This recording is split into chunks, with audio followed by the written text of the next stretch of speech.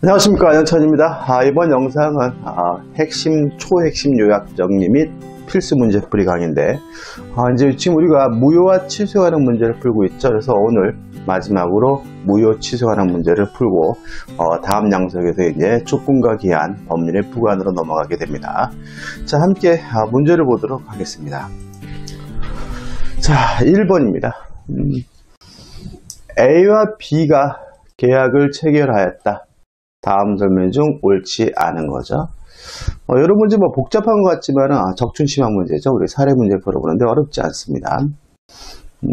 1번 A와 B 사이의 계약이 허위 표시에 해당하고 C가 A, B 사이의 사정을 전혀 알지 못하고죠. 자, 통정허위 표시는 무효고 통정허위 표시 무효를 가지고는 선의 제3자에 대항할 수가 없으니까 허위 표시하여 외형상 형성된 법률관계를 토대로 실질적으로 새로운 법률상 이해관계를 맺은 경우, 그럼 이 C가 뭐죠? 제3자인 거죠. A는 계약의 무효를 가지고 C에게 대항할 수 없다. 맞는 질문이죠. 2번 A가 제3자 C로부터 사기를 당하여 B와 계약을 체결했어요. 그러면 상대방이 아닌 제3자가 사기 강박을 한 경우에는 상대방이 알았거나 알 수 있었을 경우에 취소할 수가 있으니까 A는 B가 C의 사기 사실을 알았거나 알 수 있었을 경우에 계약을 취소할 수 있다. 맞는 질문이죠. 그러니까 사례 문제에 대해서 너무 이렇게 두려워하지 마십시오. 그래서 오히려 사례 문제만 파악한다면 오히려 쉽게 풀리기도 해요. 3번입니다. A와 B 사이의 계약이 해제 사유와 착오로 인한 취소 사유가 동시에 존재하는 경우죠. 자, 해제당하게 되면 원상 회복해주는 거에 채무 불이행을 이유로 손해배상을 해줘야 되고, 착오를 이유로 취소하게 되면 손해배상 해줄 필요가 없거든요. 그래서 우리 판례는 해제된 후에도 그러한 손해배상 책임을 면하기 위해서 착오를 이유로 취소하는 것이 가능하다는 것이 우리 판례 입장이므로 A가 계약을 적법하게 해제한 후라도 비로소는 착오를 이유로 한 취소권 행사하여 계약 전체를 무효로 할 수 있다. 맞는 지문이 되겠죠. 자, 5번부터 볼까요? 5번 A가 타인 C의 이름을 임의로 사용하여 계약을 체결하는 경우죠. 그러면 계약의 당사자가 A냐 C인지를 판단해야 되는데 이게 결국은 뭐가 되는 거죠? 법률행위 해석인 거죠. 원칙적으로 규범적 해석이 원칙이니까 상대방이 이해한 것을 기준으로 계약 당사자를 결정하게 돼요.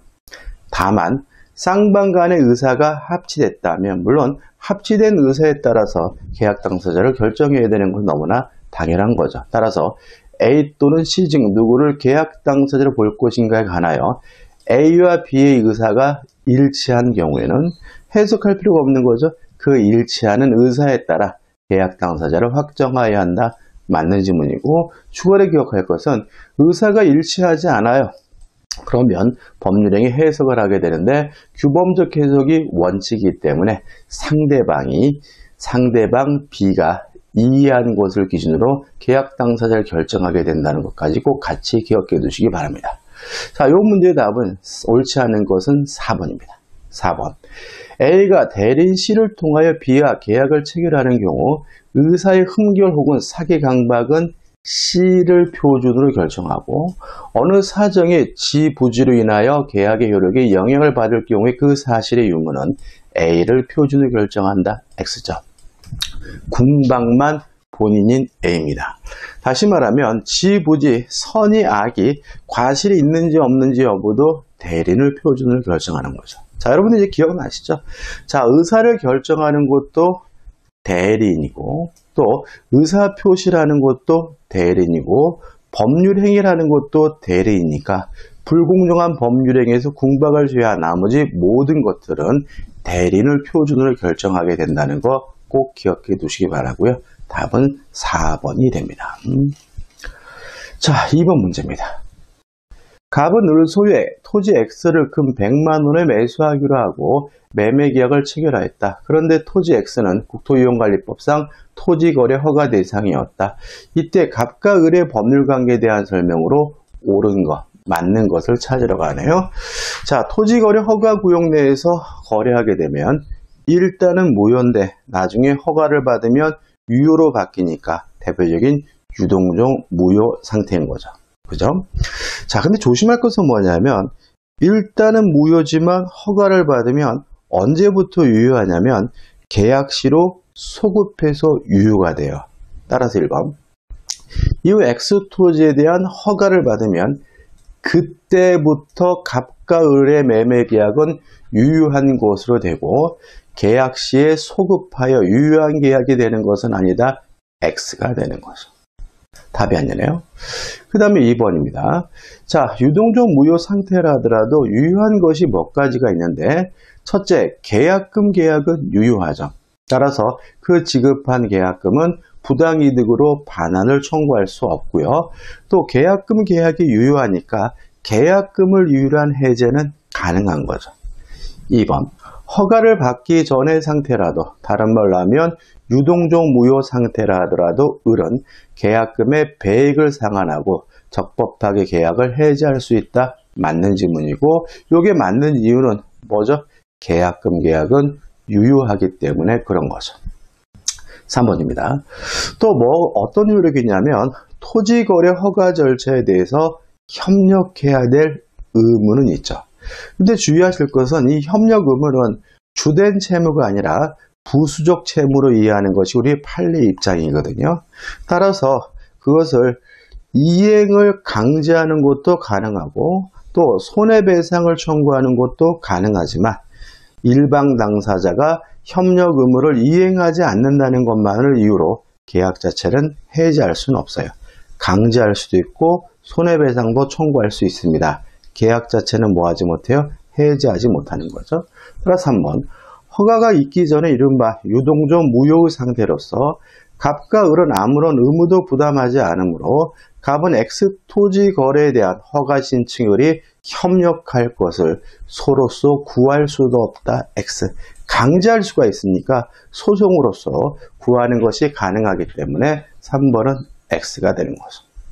자, 계약금 계약 유효하고요. 이미 지급한 중도금도 유효합니다. 따라서 둘 다 부당이득 반환을 청구할 수가 없기 때문에 유동종 무효 상태에서는요.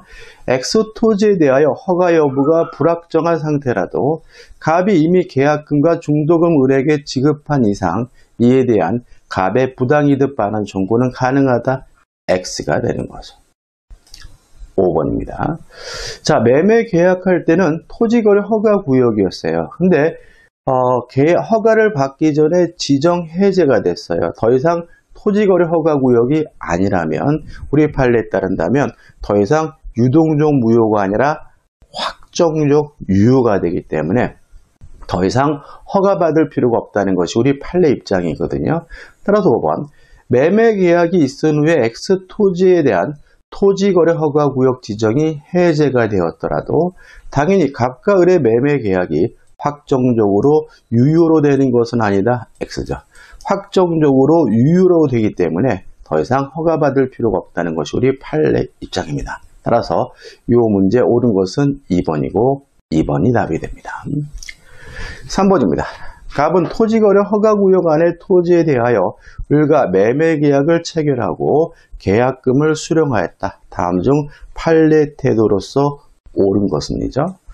자, 유동종 무효도 무효입니다. 따라서 이행하기 전이면 이행할 필요가 없고 이행하지 않더라도 책임지지 않는다. 채무불이행이 아니거든요. 따라서 1번, 허가가 있기 전에도 갑에게 소유권 이전 등기 의무가 있다. X가 되고요. 만약에 쌍방 모두가 허가를 받지 않기로 했어요. 그럼 이 사람들은 더 이상 허가받을 가능성이 없기 때문에 더 이상 유동종 무효가 아니라 확정적 무효가 되거든요. 확정적 무효면 물론 이행할 필요가 없겠죠. 2번, 갑과 을 사이의 허가를 배제하기로 하는 특약이 있어요. 그러면 더 이상 유동종 무효가 아니라 확정적 무효고 이행할 필요가 없는 것이니까 갑은 소유권 이전 의무를 부담한다는 질문은 X가 되는 거죠. 3번 또 나왔네요. 계약 체결 후 토지거래 허가구역 지정이 해제되더라도 계약은 확정적으로 유효하게 되는 것은 아니다. X. 확정적으로 유효하게 되기 때문에 더 이상 허가받을 필요가 없는 거죠. 4번입니다. 갑과 을 사이에 특약이 없는 한 허가가 있기 전에 갑이 계약금의 배액을 상환하고 계약을 해제를 요구하는 경우죠. 자, 계약금 계약은 유효합니다. 따라서 준 사람은 포기하고 받은 사람은 배액을 상환하고 계약을 해제할 수가 있거든요. 따라서 갑이 계약금의 배액을 상환하고 계약 해제를 요구했다면 계약이 해제가 된 거예요. 왜요? 해제권은 승낙을 받지 않고 일방적으로 하는 형성권이고 해제는 단독행위니까. 따라서 이미 해제가 됐고 소급적으로 무효가 됐으니까 을이 이를 거절하고 잔금을 제공하더라도 다른 약정이 없는 한 계약은 적법하게 해제된다는 지문은 맞는 지문이고요. 답은 4번이 되는 거죠. 자, 유동적 무효 상태라면 계약금 계약은 유효하기 때문에 그 계약금은 부당이득으로 반환을 청구할 수가 없죠.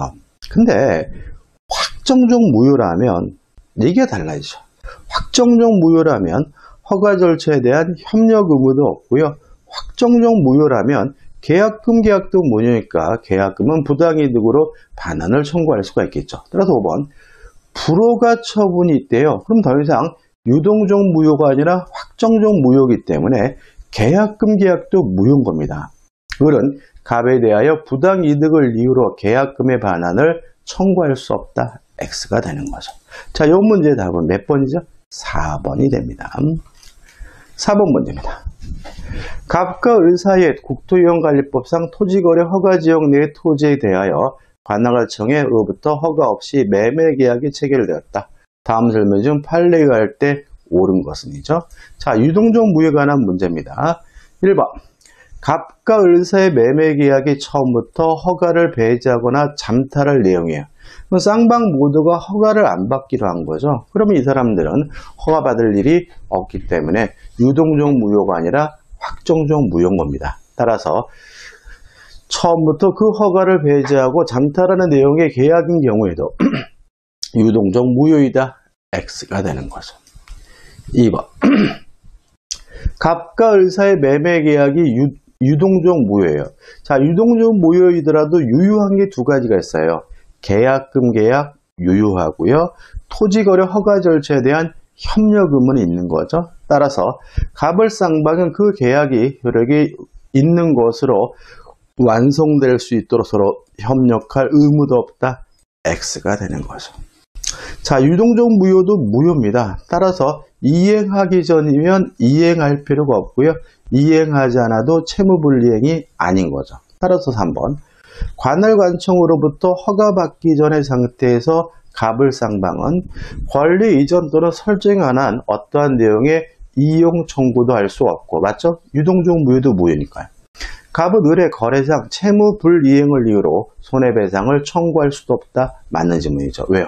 유동적 무효도 무효니까 이행할 필요가 없고 이행하지 않아도 책임지지 않는다. 채무불이행이 아니니까요. 따라서 옳은 것은 3번이고 3번이 답이 되는 거죠.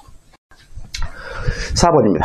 갑과 을 사이의 매매계약이 유동적 무효 상태에서 그 토지에 대한 토지거래 구역 지정이 해제가 됐어요. 그러면 확정적 유효가 되고 허가받을 필요가 없으니까 매매계약은 확정적 무효로 된다. X가 되는 거죠.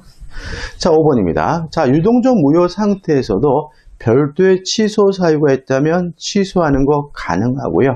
별도의 무효 사유가 있다면 무효를 주장하는 것이 가능하거든요. 따라서 5번 갑과 을의 강박에 의하여 매매계약을 체결한 경우 토지거래 허가를 받지 않아 유동적 무효 상태에서는 갑은 강박을 이유로 매매계약의 취소를 주장할 수 없다. X가 됩니다.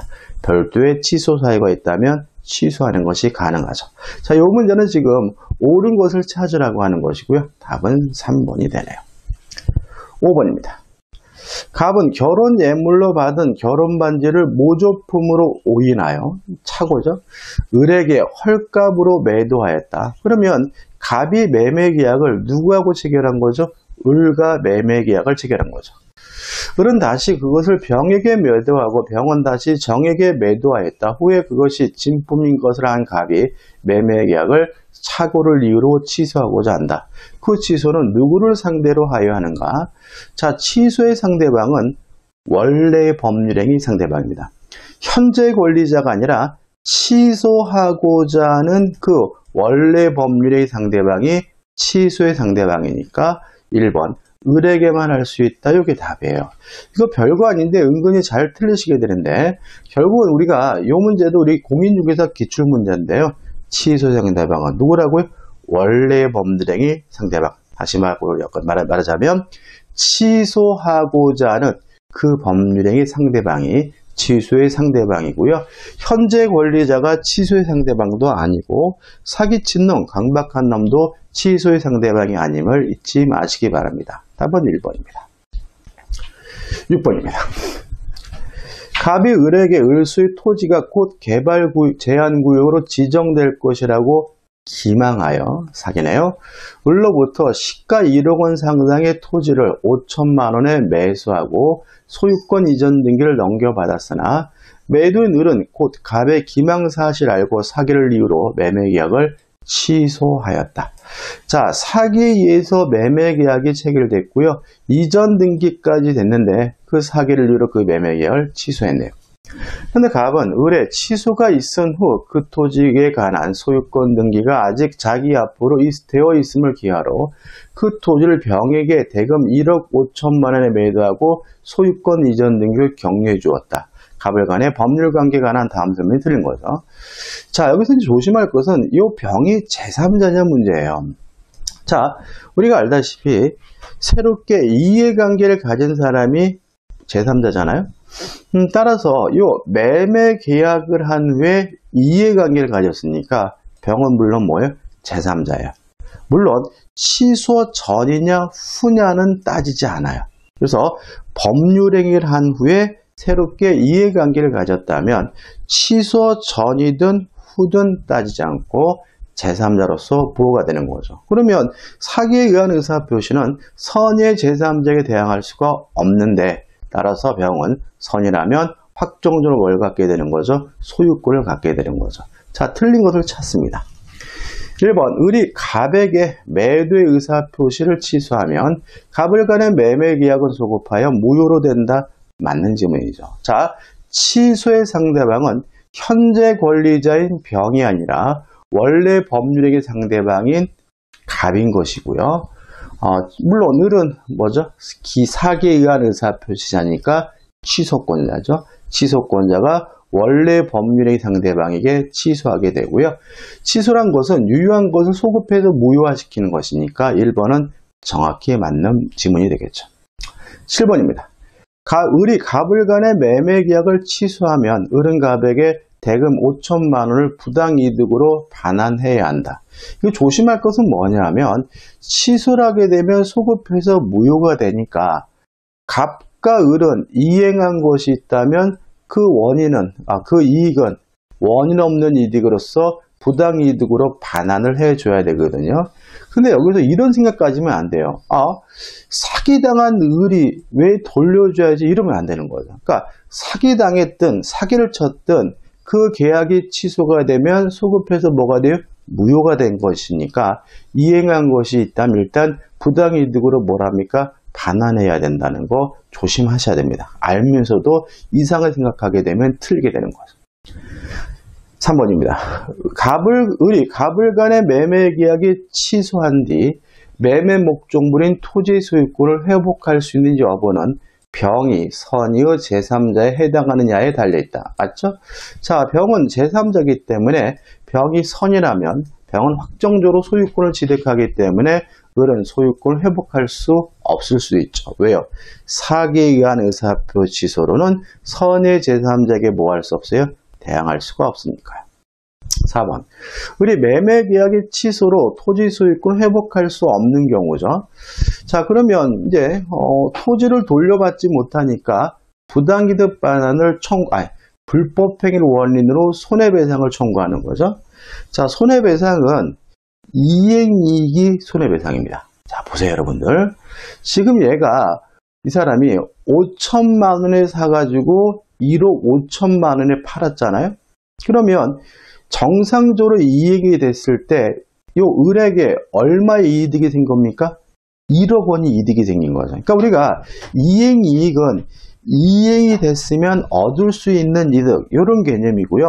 전매 차익이 실질적으로 이행이익이 되는 거예요. 그래서 지금 을은 갑에게 불법행위를 원인으로 손해배상을 청구하는데 그 손해배상은 이행이익 배상이므로 5천만 원을 사서 1억 5천만 원을 팔았으니까 차익인 1억 원이 손해가 되는 겁니다. 따라서 4번 을이 매매계약의 취소로 토지 소유권을 회복할 수 없는 경우에 갑에게 1억 원의 금원과 손해배상을 청구할 수 있다. 맞는 지문이 되겠죠. 5번입니다. 을이 매매계약의 취소로 토지 소유권을 회복했어요. 그렇다 하더라도 갑의 행위는 명백히 사기, 불법행위잖아요. 따라서 갑의 을에 대한 불법행위는 성립하지 않는다. X가 되는 거죠. 따라서 을의 입장에서는 토지 소유권을 회복했더라도 별도로 불법행위를 원인으로 또다시 손해배상을 청구하는 것이 가능하다는 개념이 되고요. 이 문제 답은 5번입니다. 간단하면서도 좀 생각해 볼 게 있네요. 7번입니다. 갑은 을과 그 소유 토지와 건물을 1억 원에 매도하는 계약을 체결하였으나 측량의 다툼이 생겨 위 토지에 인접한 갑의 A 토지 부분은 위 매매 계약에서 제외한다는 특약을 했다. 다음 설명조 판례 태도에 따를 때 타당한 거죠. 자, 이런 문제입니다. 개념이죠. 그러니까 우리가 취소라는 것은 뭐냐면 유효한 법률 행위를 소급해서 무효화시키는 걸 우리가 취소라고 하거든요. 그럼 결과적으로 취소하기 위해서는 최소한 법률행위로서 뭐가 돼야 돼요? 성립이 돼야 되는 거죠. 다시 말하면 성립했고 유효한 법률행위를 처음으로 돌아가서 소급해서 무효화시키는 걸 우리가 취소라고 하는 거죠. 그럼 만약에 이것이 법률행위로서 성립조차 되지 않은 것으로 평가된다면 뭐 할 수 없는 거죠? 취소할 수 없다라는 논리가 생기는 거죠. 자, 계약을 하면서 A 부분을 요 매매 계약에서 제외한다라고 특약을 한 거죠. 그래서 우리 판례에 따른다면 요 제외된 A 부분에 대해서는 빠진 A 부분에 대해서는 매매 계약이 뭐조차 되지 않았다는 거예요? 성립조차 되지 않았다는 거죠. 그러니까 성립조차 되지 않았으니까 그 부분을 사기를 이유로 뭐 할 수 없어요? 취소할 수 없다는 것이 우리 판례 입장입니다. 성립은 돼야 된다는 얘기죠. 그럼 답은 이제 쉬워요. 자, 1번이 답이 되는데 1번 위 A 토지 부분은 매매 계약에서 제외되었으므로 다시 말하면 이 A 토지 부분은 매매 계약이 성립조차 되지 않았으므로 그런 갑의 사기를 이유로 A 토지에 대한 매매 계약을 취소할 수 없다라는 것이 우리 판례 입장이고요. 답은 1번이 되는 거죠. 나머지 지문들은 그냥 의미적으로 맞는 지문들인 것 같아요. 의미가 없으니까 제외됐다. 제외된 부분은 계약 자체가 성립조차 되지 않고 성립조차 되지 않았다면 사기를 이유로 취소할 수 없다라고 결론을 꼭 기억해 두시기 바랍니다. 자, 마지막 문제입니다. 갑은 자신의 부동산 X 부동산을 2억 원에 매도하는 계약을 을과 체결한 후 그 계약이 을의 기망행위로 이루어진 것을 알면서 다음 사유에 대한 이의를 보류하지 않았다. 갑이 매매 계약을 취소할 수 있는 경우죠. 자, 다시 말하면 추인이라면 이러한 행위가 추인이라면 뭐 할 수 없어요? 취소할 수 없고 추인이 아니라면 뭐 할 수 있겠어요? 취소할 수 있겠죠. 가장 관건이 되는 건 뭐예요? 이행을 청구하고 권리를 양도하는 것이 법정 추인이 되려면 누가 해야 되는 거죠? 취소권자가 해야 되는 거다. 상대방이 이행을 청구하고 상대방이 권리를 양도하는 것은 뭐일 수 없습니까? 법정 추인일 수가 없는 거죠. 그 다음에 또 하나 좀 조심할 것은 뭐냐면 문제에서 이의를 보류하지 않았다란 말이 나오잖아요. 따라서 만약에 법정 추인 사유에 해당하는 그러한 행위를 했더라도 이의를 고려했다면 내가 지랄거려서 내가 이행하지만 나 이행이 추인하는 것은 아니다라고 이의를 고려했다면 그때는 추인이 아닌 것이 된다는 것도 좀 조심하셔야 되겠죠. 답은 1번입니다. 자, 이행을 청구하는 것이 법정 추인이 되려면 누가 해야 됩니까? 취소권자가. 따라서 취소권자인 갑이 이행을 청구했다면 법정 추인이지만 갑이 을로부터 이행 청구를 받은 경우는 을이 이행을 청구하는 것은 뭐가 될 수 없어요? 추인이 될 수 없고요. 답은 따라서 1번이 됩니다. 나머지 것들은 다 누가 한 거죠? 갑이 한 거죠. 갑이 한 거니까 법정 추인이 돼. 자, 이 영상은 여기까지입니다. 영상이 여기까지고 수업 들으나 고생 많으셨고요. 이제 다음 영상에서 이제 법률의 부관으로 들어가고 이제 좀 있으면 이제 민법 총칙이 끝나겠네요. 여러분들 고맙습니다.